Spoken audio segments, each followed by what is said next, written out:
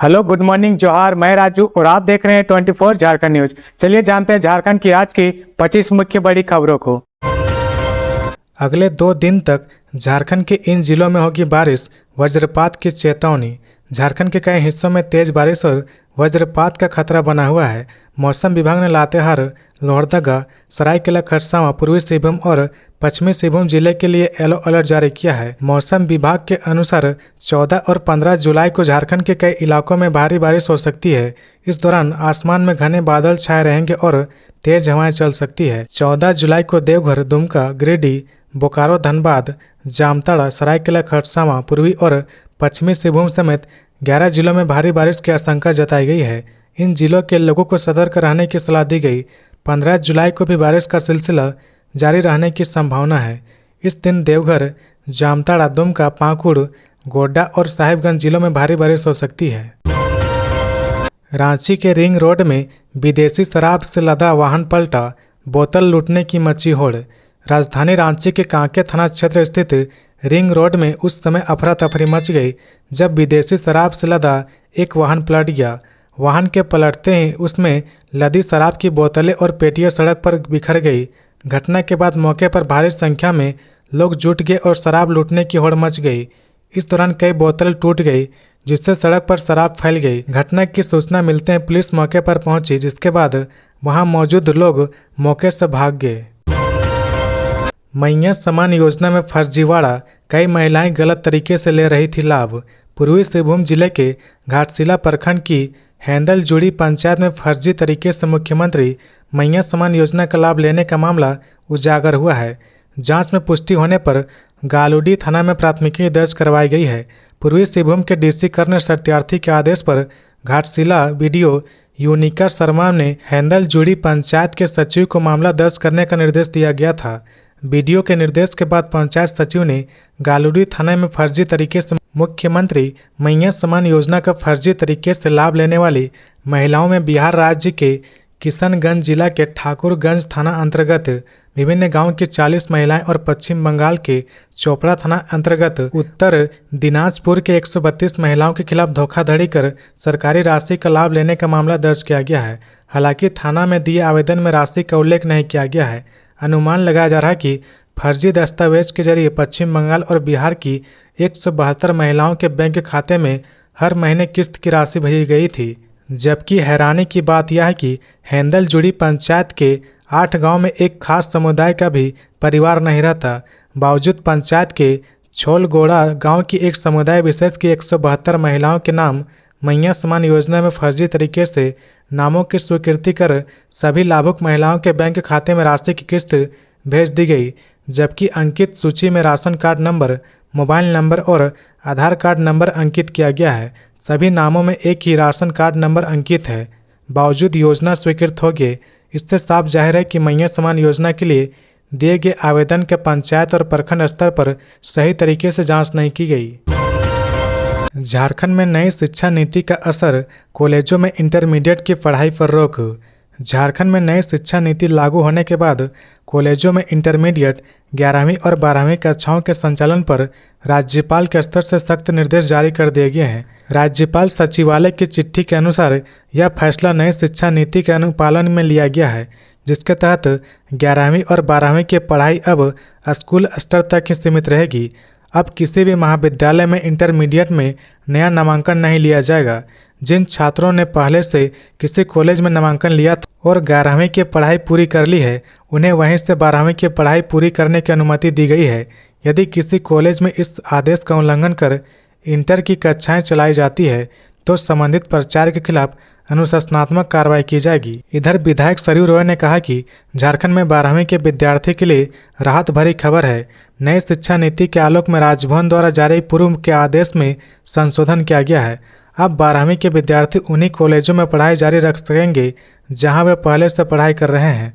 राज्यपाल के प्रधान सचिव नितिन मदन कुलकर्णी द्वारा जारी आदेश में स्पष्ट कहा गया कि जिन छात्रों ने पहले से किसी महाविद्यालय में नामांकन लिया था और 11वीं की पढ़ाई पूरी कर ली है, उन्हें वहीं से 12वीं की पढ़ाई पूरी करने की अनुमति दी गई है। 24 दिन बाद मिला जोनाफॉल में डूबे दिल्ली पब्लिक स्कूल के शिक्षक का शव। दिल्ली पब्लिक स्कूल रांची के म्यूजिक टीचर माइकल घोष का शव 24 दिन बाद जोन्हा फॉल से बरामद किया गया। वह 19 जून को दोस्तों के साथ जोन्हा जलप्रपात घूमने गए थे, जहां फोटो खिंचवाने के दौरान फिसलकर तेज बहाव में बह गए थे। घटना के वक्त भारी बारिश के कारण फॉल का जलस्तर बहुत अधिक था। 13 जुलाई को उनका शव फॉल से करीब 4 किलोमीटर दूर एक झाड़ी में फंसा मिला। पिछले 1 महीने से राहत टीम और पुलिस उनकी तलाश में जुटी थी। शव मिलने के बाद परिजन को सूचित कर आगे की प्रक्रिया शुरू कर दी गई। झारखंड सहायक अध्यापक संघर्ष मोर्चा की बैठक में आंदोलन की बनी रणनीति, सरकार का किया जाएगा घेराव। झारखंड सहायक अध्यापक संघर्ष मोर्चा की राज्य स्तरीय बैठक रविवार को मोहराबादी मैदान में आयोजित की गई। बैठक में राज्य के सभी 24 जिलों के जिला अध्यक्ष, सचिव, प्रखंड कमेटी सदस्य और लगभग 500 सहायक अध्यापकों ने भाग लिया। बैठक की अध्यक्षता वरीय सदस्य विनोद बिहारी महतो ने की, जबकि संचालन विनोद तिवारी और संजय दुबे ने संयुक्त रूप से किया।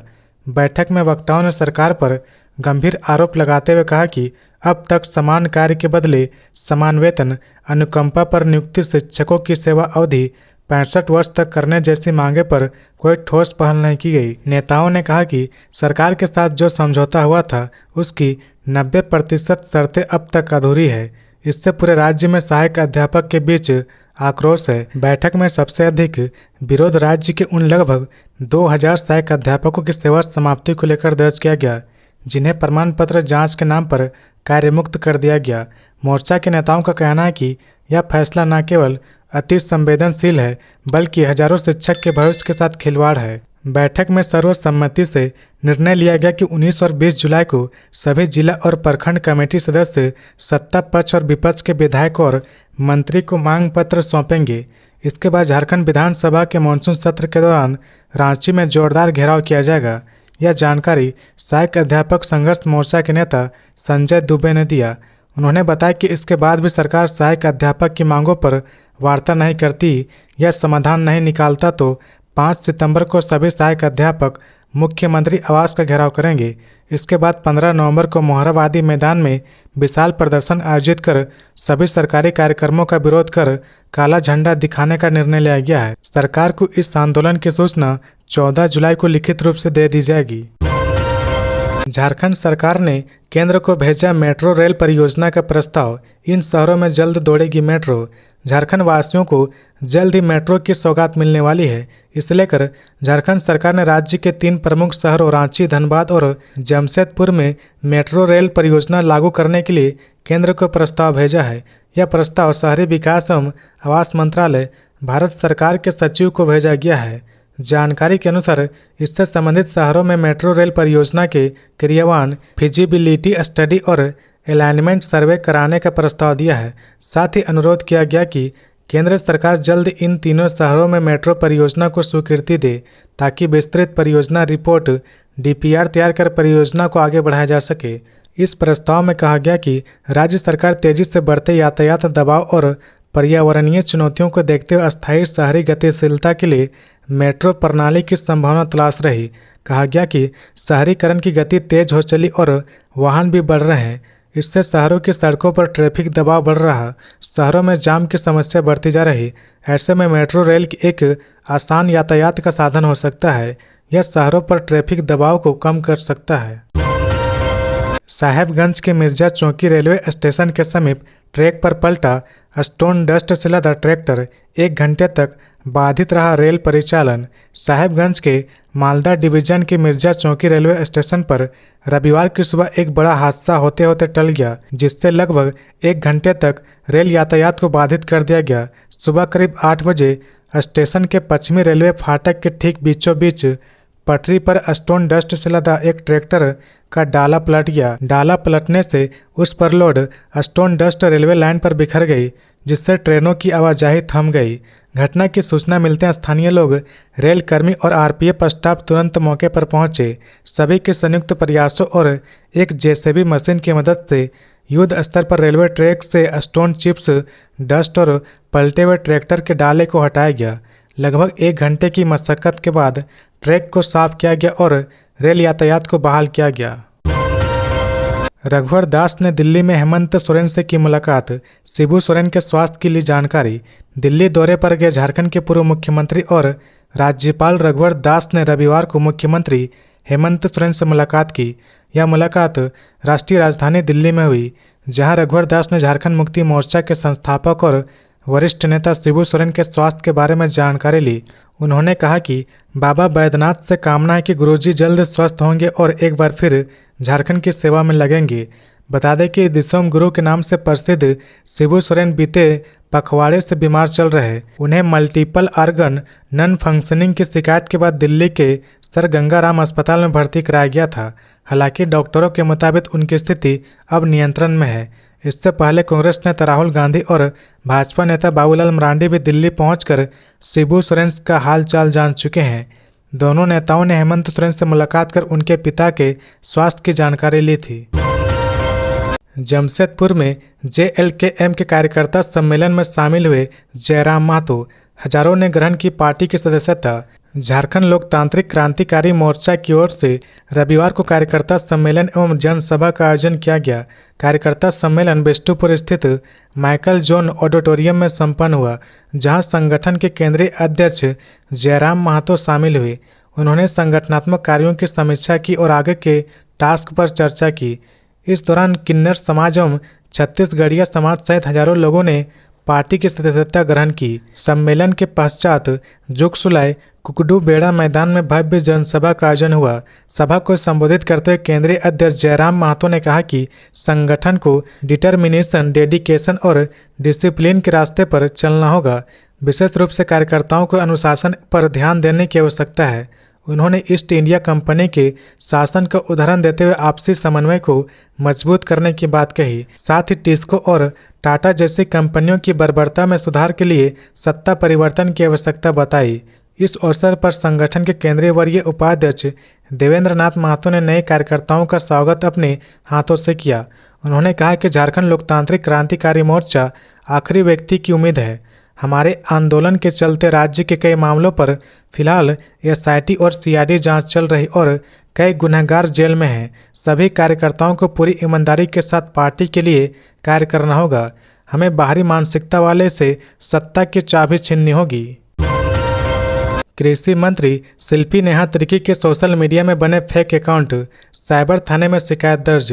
झारखंड की कृषि, पशुपालन और सहकारिता मंत्री शिल्पी नेहा तिर्की के इंस्टाग्राम और फेसबुक अकाउंट को किसी अज्ञात व्यक्ति ने अवैध रूप से हैक कर लिया। इस मामले में मंत्री के आप्त सचिव मनोरंजन कुमार ने राजधानी रांची के साइबर थाने में शिकायत दर्ज कराई। उन्होंने बताया कि मंत्री के इंस्टाग्राम ID और फेसबुक अकाउंट से किसी अनजान व्यक्ति द्वारा गैर कानूनी संचालन किया जा रहा, जिससे मंत्री की निजता और राजनीतिक छवि को नुकसान पहुंचा सकता है। शिकायत में यह भी मांग की गई कि संबंधित अकाउंट को तुरंत बंद किया जाए और दोषी व्यक्ति की पहचान कर कार्रवाई की जाए। पुलिस ने मामले की जांच शुरू कर दी। लोहरदगा पुलिस को मिली बड़ी सफलता, 8 किलो गांजा के साथ 2 तस्कर गिरफ्तार। SP सादिक अनवर रिजवी के निर्देश पर चलाए जा रहे विशेष अभियान के तहत कुड्डू पुलिस को एक बड़ी सफलता हाथ लगी है। पुलिस ने गांजा तस्करी के खिलाफ की गई कार्रवाई में 2 आरोपियों को गिरफ्तार किया है, जिनके पास से कुल 8 किलो अवैध गांजा, 1 मोटरसाइकिल, 2 मोबाइल फोन और कुछ नकदी बरामद किया गया है। इस अभियान की जानकारी देते हुए SDPO श्रद्धा करकेट्टा ने रविवार को आयोजित प्रेस कॉन्फ्रेंस में बताया कि पुलिस को गुप्त सूचना मिली थी कि कुड्डू थाना क्षेत्र के अजय ढाबा के पास एक व्यक्ति अवैध गांजा के साथ मौजूद है। सूचना पर त्वरित कार्रवाई करते हुए पुलिस ने मौके पर छापेमारी कर आरोपी मोहम्मद खुर्शीद को गिरफ्तार किया गया और उसकी मोटरसाइकिल से 1.5 किलो गांजा बरामद किया गया। पूछताछ में खुर्शीद ने बताया कि उसने यह गांजा कुड्डू निवासी सुजीत साहू से खरीदा है। उसके बयान के आधार पर पुलिस ने सुजीत साहू के घर पर छापेमारी किया, जहां से लगभग 7 किलो गांजा बरामद किया गया और उसे भी गिरफ्तार कर लिया गया। झारखंड की जेलों में क्लर्क संभाल रहे जेल की जिम्मेदारी। झारखंड की जेलों की हालत चिंताजनक होती जा रही। राज्य की 31 जेलों में से 20 जेलों में जेलर की जिम्मेदारी निम्न वर्गीय लिपिक के हाथों में है, जो नियमों के खिलाफ है। इसके अलावा 3 जेलों में कंप्यूटर ऑपरेटर और 5 में सहायक कार्यपाल जेलर का प्रभार संभाल रहे। सिर्फ 3 जेलों में ही वास्तविक जेलर तैनात है, लेकिन ये भी लिपिक पद से प्रोन्नत होकर बने हैं। झारखंड जेल मैनुअल 2025 के अनुसार जेलर और सहायक जेलर जैसे पदों पर वर्दीधारी अधिकारी ही नियुक्त किए जा सकते हैं। मैनुअल के नियम 105, 224 और 225 में स्पष्ट है कि लिपिक कर्मचारियों को जेल संचालन का अधिकार नहीं है, न ही वे कैदियों से बातचीत कर सकते हैं। इसके बावजूद कई जेलों का संचालन ऐसे ही कर्मचारियों के हाथों में है। झारखंड जेल मेंस एसोसिएशन ने इस गंभीर अनियमितता पर मुख्यमंत्री हेमंत सोरेन और अन्य वरिष्ठ अधिकारियों को पत्र लिखकर ध्यान दिलाया। संघ के प्रदेश महामंत्री प्रदीप तिर्की ने बताया कि कक्षपालों के पास स्नातक और तकनीकी डिग्रियां होने के बावजूद उन्हें प्रोन्नति नहीं दी जा रही, जबकि अनुकंपा या दैनिक भुगतान वाले लिपिक को जिम्मेदारी सौंपी जा रही।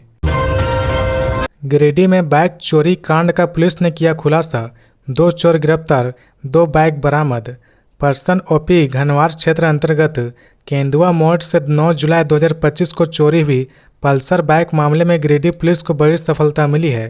पुलिस ने त्वरित कार्रवाई करते हुए 3 चोरों को गिरफ्तार कर 2 चोरी की बाइक बरामद की है।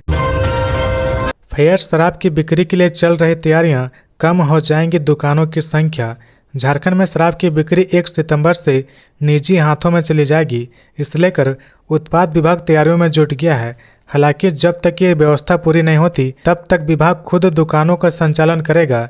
इसे लेकर उत्पाद विभाग में शराब दुकानों के लिए फेयर सेल्समैन की नियुक्ति की जा रही है।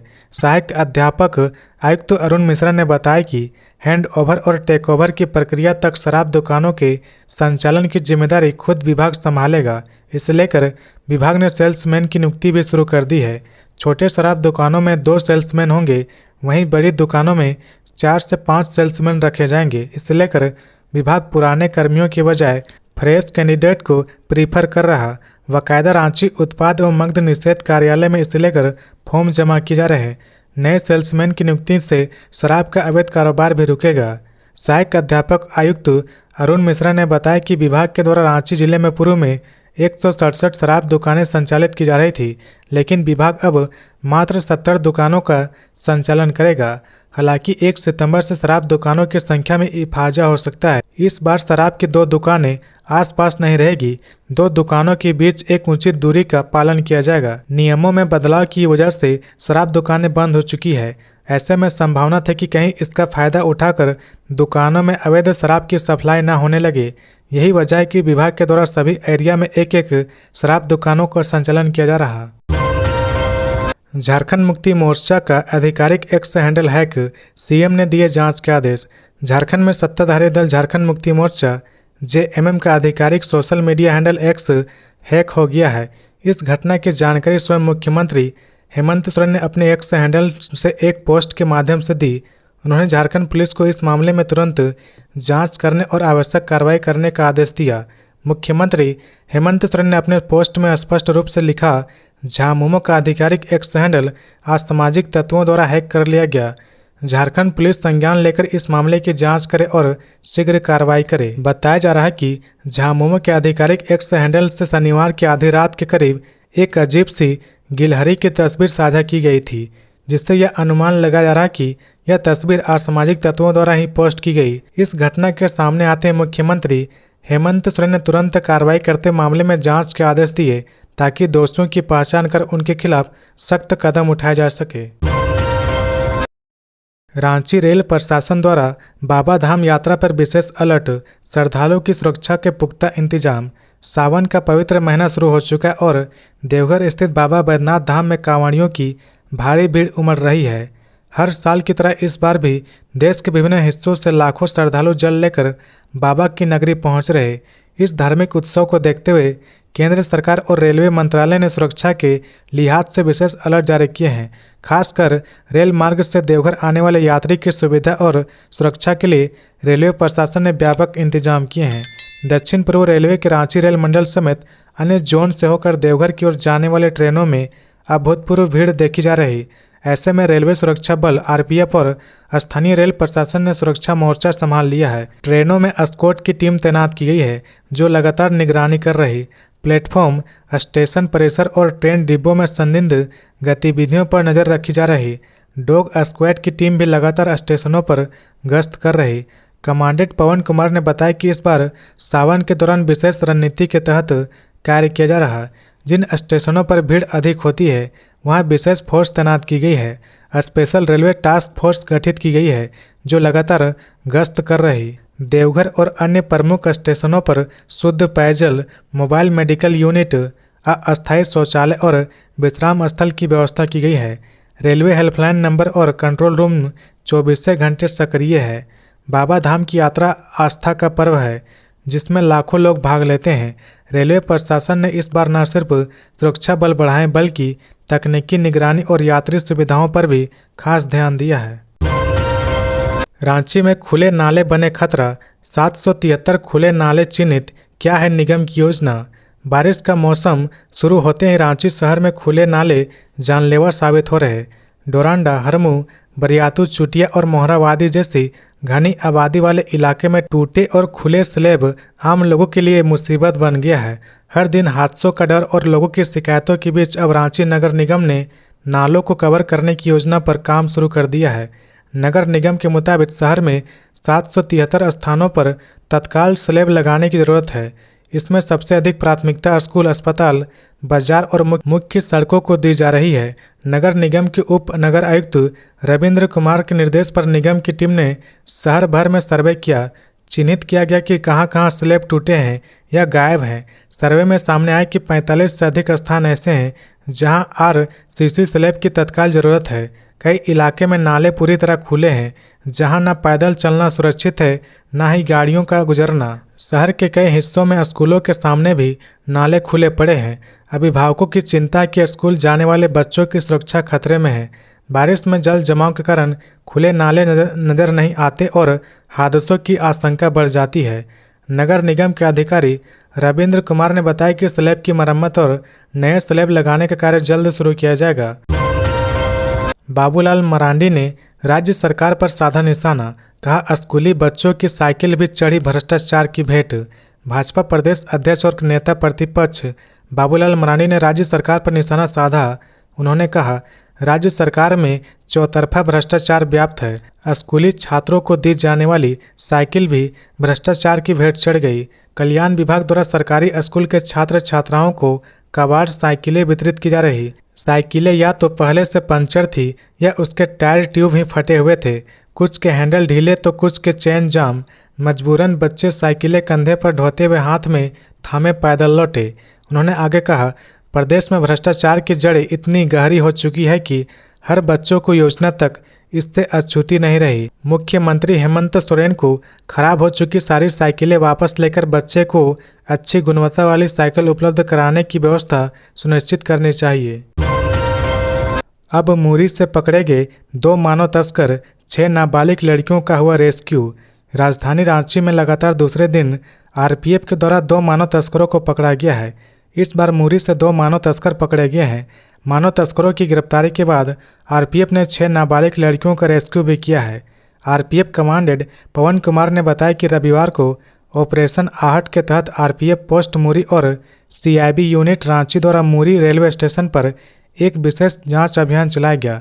सूचना थी कि कुछ मानव तस्कर कुछ नाबालिग को बहला फुसला कर ले जा रहे हैं। इसी सूचना पर निरीक्षक संजीव कुमार के नेतृत्व में एसआई पवन कुमार, एसआई बसंता मालिक, एसआई रविशंकर एवं अन्य स्टाफ के सहयोग से यह अभियान सफलतापूर्वक संपन्न हुआ। अभियान में प्लेटफॉर्म संख्या 1 पर 2 संदिग्ध पुरुषों के साथ 6 नाबालिग लड़की पाई गई। पूछताछ में पुरुषों ने अपने नाम वीरेंद्र बेदिया और जितेंद्र बेदिया बताए, जो जिला रांची के ग्राम डिमरा के निवासी हैं। रांची रेलवे स्टेशन पर मानव तस्करी को लेकर आरपीएफ की टीम बेहद सतर्क है। इसी सतर्कता की वजह से आरपीएफ की टीम ने शनिवार को भी 8 लड़कियों को मानव तस्करों के चुंगल से मुक्त कराया था। साथ ही 3 मानव तस्करों को मौके से गिरफ्तार भी किया था। बिहार के बाद झारखंड में भी मतदाता सूची पुनरीक्षण की तैयारी। राजनीतिक दलों को हर बूथ पर बीएलए नियुक्त करने का दिया निर्देश।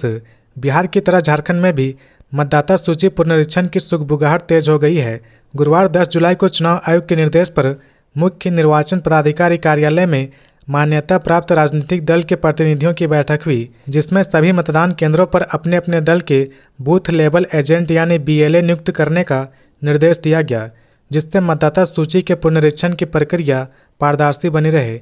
इस मौके पर मुख्य निर्वाचन पदाधिकारी के रवि कुमार ने कहा कि राजनीतिक दल जिला विधानसभा स्तर पर बूथ लेवल एजेंट 1 एवं सभी मतदान केंद्र स्तर पर बूथ लेवल एजेंट 2 को चयनित करते हुए उनकी सूची संबंधित निर्वाचक निबंधन पदाधिकारी को उपलब्ध कराना सुनिश्चित करेंगे। राजनीतिक दलों के साथ बैठक करते हुए मुख्य निर्वाचन पदाधिकारी ने कहा कि राजनीतिक दल बीएलए नियुक्त करते समय इस बात का ध्यान रखें कि संबंधित बीएलए उसी मतदान केंद्र का मतदाता हो। उन्होंने कहा कि राजनीतिक दल बीएलए की सूची संबंधित क्षेत्र के निर्वाचक निबंधन पदाधिकारी को उपलब्ध कराएंगे, जिससे निर्वाचक निबंधन पदाधिकारी द्वारा संबंधित बीएलओ को उपलब्ध करा दिया जाएगा। के रवि कुमार ने कहा कि मतदाता सूची के पुनरीक्षण के क्रम में एक भी मतदाता नहीं छूटे, इसलिए बीएलए एवं बीएलओ आपस में समन्वय स्थापित करते हुए कार्य करेंगे। मान्यता प्राप्त राजनीतिक दलों के चयनित बीएलओ को शर्तों के साथ मतदाताओं के फॉर्म जमा करने, मतदाता सूची के प्रारूप की कॉपी प्राप्त करने आदि कई अधिकार भी दिए गए हैं। इंस्टाग्राम पर ऑनलाइन वर्क एड देखना पड़ा महंगा, साइबर अपराधियों ने लगाया 1 लाख का चूना। राजधानी रांची से साइबर फ्रॉड का एक बड़ा मामला सामने आया है। यहां साइबर अपराधियों ने एक युवती को अपना निशाना बनाया। ठगों ने युवती से ऑनलाइन वर्क के नाम पर 1 लाख रुपए ठग लिए।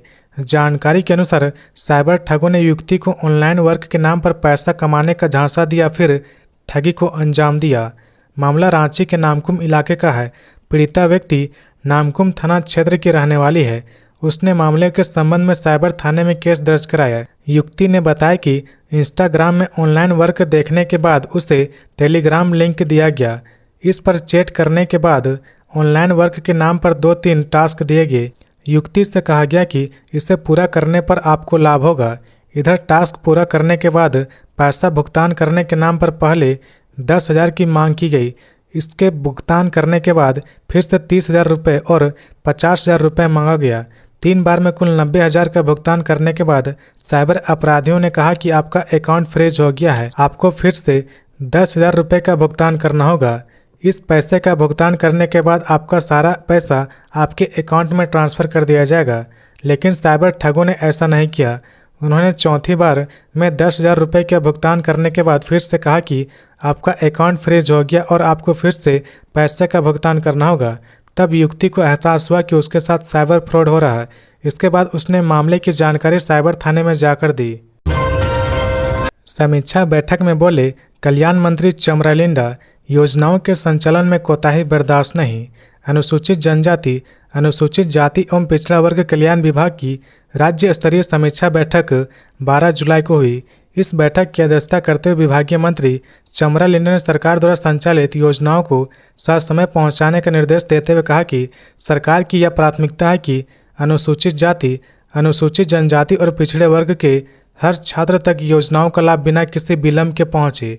प्री मैट्रिक और पोस्ट मैट्रिक छात्रवृत्ति योजना एवं साइकिल वितरण योजना की प्रगति की समीक्षा करते हुए मंत्री ने निर्देश दिया कि सभी जिलों में छात्रवृत्ति के भुगतान में तेजी लाई जाए और जिन जिलों में राशि उपलब्ध है वहां लंबित भुगतान का त्वरित निष्पादन हो। पिछड़े वर्ग के छात्रों की पोस्ट मैट्रिक छात्रवृत्ति की बकाया राशि के संदर्भ में उन्होंने विभागीय अधिकारियों को भारत सरकार से पत्राचार तेज करने का निर्देश दिया ताकि छात्र छात्राओं को समय पर सहायता मिल सके। समीक्षा के दौरान कल्याण मंत्री चमरालिंडा ने सभी जिला कल्याण पदाधिकारी को निर्देश देते हुए कहा कि योजनाओं के क्रियान्वयन में कोई भी लापरवाही बर्दाश्त नहीं की जाएगी। उन्होंने सभी योजनाओं को निर्धारित समय सीमा के भीतर धरातल पर उतारने का निर्देश भी दिया है। बैठक में कल्याण सचिव कृपानंद झा एवं कल्याण आयुक्त कुलदीप चौधरी ने योजनाओं की अद्यतन प्रगति की जानकारी ली। बैठक में सभी जिलों के परियोजना निदेशक और जिला कल्याण पदाधिकारी उपस्थित थे। झारखंड के बोकारो जिले में 3 तस्कर धराए, 18 किलो गांजा और 160 बोतल शराब बरामद। बोकारो पुलिस ने गांजा और शराब के साथ 3 तस्करों को गिरफ्तार किया है। पुलिस की यह कार्रवाई 12 जुलाई को हुई। दोपहर में एक व्यक्ति एलएच कॉलोनी से अपनी कार में अवैध रूप से भारी मात्रा में शराब और गांजा लोड करके बेचने जा रहा था। इसकी सूचना पुलिस को मिल गई और सिटी डीएसपी आलोक रंजन के नेतृत्व में एक छापेमारी दल का गठन किया गया। छापेमारी दल ने त्वरित कार्रवाई करते हुए बीएसएल दुगल गेट के पास कार में करीब 9 किलो गांजा और काफ़ी मात्रा में शराब मिला। शराब और गांजा को जब्त करने के साथ ही पुलिस ने कार में बैठे अनिल यादव को गिरफ्तार कर लिया। रविवार को बीएस सिटी थाना प्रांगण में एसपी हरविंदर सिंह ने पत्रकारों को बताया कि गिरफ्तार अनिल यादव से पूछताछ करने पर पता चला कि बरामद गांजा मिथिलेश यादव का है। उसने अनिल को बेचने के लिए दिया है। अनिल यादव के बयान के आधार पर शनिवार को रात को ही चास थाना अंतर्गत प्रभात कॉलोनी में छापेमारी की गई। वहां से मिथिलेश यादव को गिरफ्तार किया गया। उनकी निशानदेही पर पिंकू उर्फ टिंकू उर्फ सुनील महतो के किराए के मकान से वहां रखे और 9 किलो गांजा बरामद किया गया। इस संबंध में बीएस सिटी थाना में कांड संख्या 142-25 एनडीपीएस एक्ट के तहत दर्ज किया गया। मुहर्रम के दौरान हुए हिंसक झड़प में घायल एक व्यक्ति की मौत। जुलूस को लेकर दो पक्षों में हुआ था विवाद। पलामू जिले के पाटन थाना क्षेत्र के पाल्हे कला में मुहर्रम जुलूस के दौरान हुई हिंसक झड़प में घायल गुलबास अंसारी की मौत हो गई। गुलबास अंसारी का पिछले 7 दिनों से मेदिनीनगर के एक निजी अस्पताल में इलाज चल रहा था। झड़प के दौरान उनके सिर में गंभीर चोटें आई थी। 60 वर्ष से गुलबास पाटन के सादपुर के निवासी थे। रविवार को मेदिनीनगर मेडिकल कॉलेज एंड अस्पताल में उसके शव का पोस्टमार्टम किया गया। रविवार दोपहर उन्हें पाला कला के कब्रिस्तान में दफनाया गया। इस दौरान सुरक्षा के कड़े इंतजाम किए गए थे। एएसपी राकेश सिंह, एसडीपीओ मणिभूषण प्रसाद, पाटन इंस्पेक्टर अनिल कुमार सिंह समेत बड़ी संख्या में पुलिस अधिकारी और जवान पाल्हे कला में मौजूद थे। पाल्हे कला में मुहर्रम जुलूस को लेकर दो पक्षों में विवाद हो गया था। इस विवाद में 3 लोग घायल हुए थे। एक घायल व्यक्ति की मौत हो गई, वहीं 2 अन्य घायलों का इलाज चल रहा। सदर एसडीपीओ मणिभूषण प्रसाद ने घायल गुलबास अंसारी की मौत की पुष्टि करते हुए बताया कि शांति व्यवस्था बनाए रखने के लिए इलाके में पुलिस बल तैनात है। दरअसल घटना के बाद इलाके में 2 दिनों के लिए निषेधाज्ञा लागू कर दी गई थी। वहीं भारी संख्या में पुलिस बल तैनात किया गया था। पुलिस ने पूरे मामले की 3 अलग अलग प्राथमिकी दर्ज की है, जिसमें 80 नामजद और 250 अज्ञात लोगों को आरोपी बनाया गया है। तो ये थी आज की झारखंड की टॉप बड़ी खबरें। इसी तरह झारखंड की हर छोटी सी बड़ी खबर देखने के लिए आप हमारे चैनल 24 झारखंड न्यूज को सब्सक्राइब करके बेल आइकन प्रेस कर ले, जिससे झारखंड की हर छोटी सी बड़ी खबर की अपडेट आप तक पहुंचता रहे। तो आज के लिए बस इतना ही। हमें दीजिए इजाजत, फिर मिलते हैं नेक्स्ट न्यूज में।